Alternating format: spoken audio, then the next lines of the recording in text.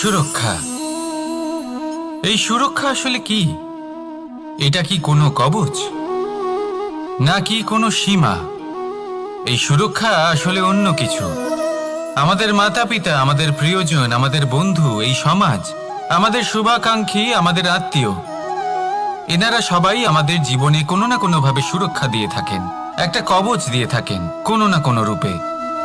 কিন্তু দেখতে গেলে আমাদের পরাক্রমের পথে, আমাদের বীরত্বের পথে, আমাদের সাহসের পথে এই সুরক্ষাই সব থেকে বড় বাধা হয়ে দাঁড়ায়।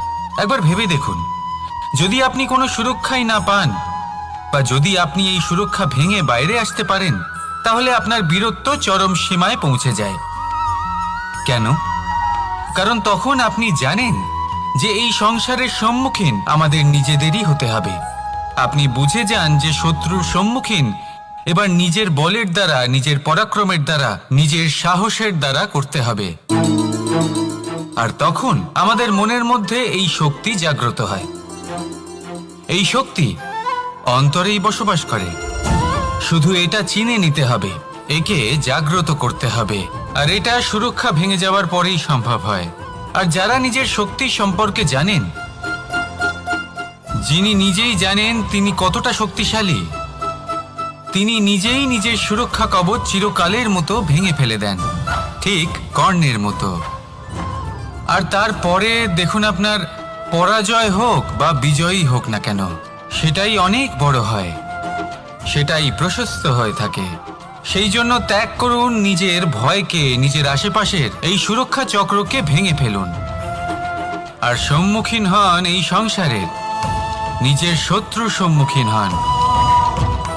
পরাক্রমের এই অঙ্কুর, তা অঙ্কুরিত হওয়ার জন্য বীজের উপরের এই কবচ, এটা ভেঙে যাওয়া অতি আবশ্যক। আসুন আমার সাথে ভালোবেসে বলুন, রাধা রাধা। যখন আমরা হাঁটতে থাকি আর আমাদের পায়ে কাঁটা বিঁধে যায়, তখন মুখ দিয়ে আহ বেরিয়ে আসে, কান্না চলে আসে, আর অনেক সময় অভিশাপও বেরিয়ে আসে। কিন্তু আমরা কি কখনো এটা এইভাবে দেখেছি, এইভাবে ভেবেছি যে আমরা যে পথে চলেছি সেই পথে কাঁটা বিঁধেছে, নাকি আমরা সেই পথ নির্বাচন করেছি যাতে শুধুই কাঁটা রয়েছে? নাকি আমরা এভাবে ভেবে দেখেছি যে এই কাঁটা আমাদের কষ্ট দিতে এসেছে, নাকি এটা আমরাই বিছিয়ে রেখেছিলাম? সাবধান থাকা উচিত ছিল, কারণ কাঁটা বিঁধলে যন্ত্রণা হবে, চিৎকার করে ফেলতে পারি, মুখ থেকে অভিশাপও বেরিয়ে আসতে পারে। কিন্তু এই অভিশাপ শুধুমাত্র আমাদের তরফ থেকে অভিশাপ হয়, সামনের ব্যক্তিটির ওপরও নির্ভর করে। এবার সেই ব্যক্তি যদি এমন হয় যে ফুল আর কাঁটা এই দুই সমানভাবে গ্রহণ করতে পারে, তার কাছে অভিশাপও বরদানে পরিণত হয়। শেষ পর্যন্ত ব্যাপারটা দাঁড়ায় ভাবনা, চিন্তা, দৃষ্টিভঙ্গির ওপর। কারণ আপনার এই ভাবনাই সত্যি হয়ে সামনে আসে। সেই জন্য এই ভাবনা, চিন্তা, মানসিকতাকে গুরুত্ব সহকারে দেখবেন। এই বিবেচনা নিয়ে বিবেচনা করতে শিখুন। আমার কথার অর্থ হলো যে জীবনে যখন এরকম কিছু একটা ঘটবে, তখন ভেবে দেখুন যে এরকম কেন হলো। আপনি কি এমন কোনো কর্ম করেছিলেন যার কর্মফল এটা? এমন কোনো কাজ যা অনুচিত ছিল, অসত্য ছিল, যা অভদ্রতার কারণ ছিল? ভেবে দেখা প্রয়োজন। দেখুন, ইচ্ছে হলো আপনার যে আপনি কি করতে চান, ভাবনা আপনার, সত্য আপনার, জীবন আপনার, সিদ্ধান্ত আপনার। আসুন আর আমার সাথে ভালোবেসে বলুন, রাধা রাধা। সময়। এই সময় আসলে কি? এই সময় একটা সরল রেখা তো কখনোই নয়। সময় হলো একটা চক্র, যেখানে এর আদি সেখানেই হলো এর অন্ত, আর যেখানে তা শেষ হয় সেখান থেকেই তার শুরু হয়। এই সময় একটা অত্যন্ত বিচিত্র চিন্তা, বিচিত্র ভাবনা, একটা বিচিত্র বস্তু যা কেউ বুঝতে পারেন না। এই সময়ের লীলা, এর কোনো প্রমাণ নেই, কোনো জ্ঞান নেই, কোনো পরিমাপ নেই। শুধু এটুকু আমরা জানতে পারি, যেখানে শেষ হবে সেখান থেকে একটা নতুন সূচনাও হবে। যা আজ আপনার কাছে আছে, কাল অন্য কারোর কাছে যাবে, তারপরে তার কাছ থেকেও অন্য কারোর কাছে যাবে, তারপরে তার থেকেও ছিনিয়ে নেওয়া হবে। এই নিয়তির একজনের কাছ থেকে অন্যজনের কাছে আদান প্রদানের এই সময় হলো আপনার সময়। এই সময়ের সদ্ব্যবহার করুন, এই সময়কে বাঁচুন। আপনাকে শুধু এটাই সুনিশ্চিত করতে হবে যে আপনি কোন পক্ষে আছেন। আর সত্যি বলতে কি, আপনার জীবনের পরিণাম নির্ভর করে আপনার নির্বাচনের ওপর। আপনি কোন পক্ষ নির্বাচন করছেন। তাহলে মনে রাখবেন, জীবনে সেই পক্ষই নির্বাচন করবেন যা চয়ন করার পরে আপনি সুখ অনুভব করবেন, আপনি সন্তোষ লাভ করবেন, প্রসন্নতা লাভ করবেন। আর আমি এটাই সুনিশ্চিত করব যে এই পক্ষ যেন শান্তির পক্ষ হয়, এই পক্ষই যেন প্রেমের পক্ষ হয়। তাহলে চিন্তা করবেন না, আর আসুন আমার সাথে ভালোবেসে বলুন, রাধা রাধা। দৃষ্টি আর দৃষ্টিভঙ্গি, এই সমগ্র লীলা হলো এই দুইয়ের। বিচিত্র হতে পারে, কিন্তু এটাই সত্যি। এবার আপনাকে একটা উদাহরণ দিয়ে বোঝাই।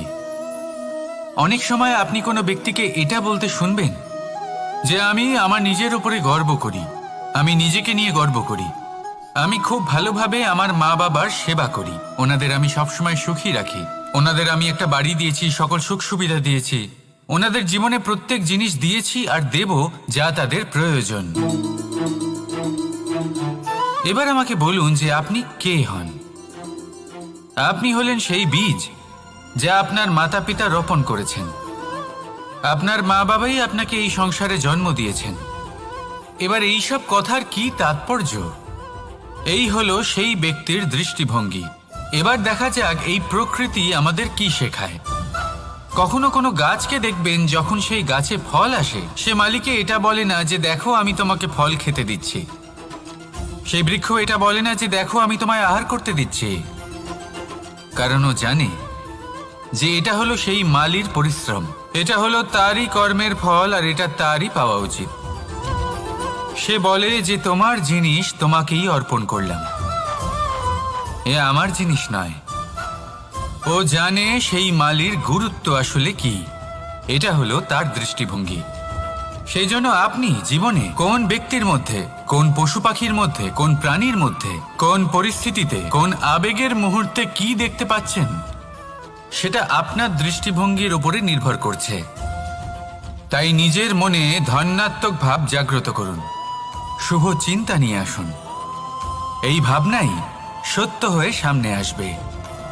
এই দৃষ্টিভঙ্গি এমন হয়ে যাবে যে আপনার জীবনে সবকিছুই শুভ হবে।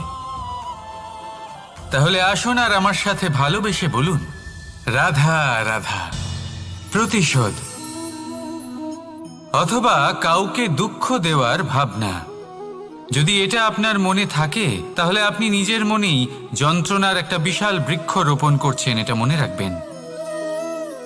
কারণ কাউকে দুঃখ দেবার এই ভাবনা, এটা হলো সেই বীজ যা আপনার মনেই পতিত হবে, আপনার মনেই অঙ্কুরিত হবে, আর আপনার মনেই একটা বিশাল বৃক্ষরূপে বেড়ে উঠবে। জীবন আপনার, কর্ম আপনার, কাউকে দুঃখ দেবার ভাবনা আপনার ছিল, এই বৃক্ষ হলো আপনার, তাই এর ফলও আপনিই পাবেন, যা গ্রহণও আপনাকেই করতে হবে। মনে রাখবেন, যে মানুষ এটা ভাবে যে আমি ওকে দুঃখ দেব, ওকে কষ্ট দিতে চাই আমি, সেই মানুষই দুঃখ আর কষ্ট পেয়ে থাকে। যদি সেই জায়গায় আপনি এটা ভাবেন যে আমি কাউকে সুখী করে তুলতে চাই, কাউকে সুখ প্রদান করতে চাই, তাহলে তারও বীজ আপনার মনেই রোপণ হবে, বৃক্ষে পরিণত হবে, যার ফলও আপনিই পাবেন। এখানে বিষয়টা হলো শুধু মানসিকতার চিন্তা, যা সত্য হয়ে আপনার সামনে আসে। তাহলে এই মানসিকতা শুভ করুন, সবার জন্য মঙ্গল কামনা করুন। অন্যের মনে আপনার জন্য ভালো চিন্তা থাকুক বা না থাকুক, আপনি সবার জন্য শুভ চিন্তা করে কর্ম করতে থাকুন, তাহলে আপনার সাথেও ভালোই হবে। তাহলে আসুন আর আমার সাথে ভালোবেসে বলুন, রাধা রাধা।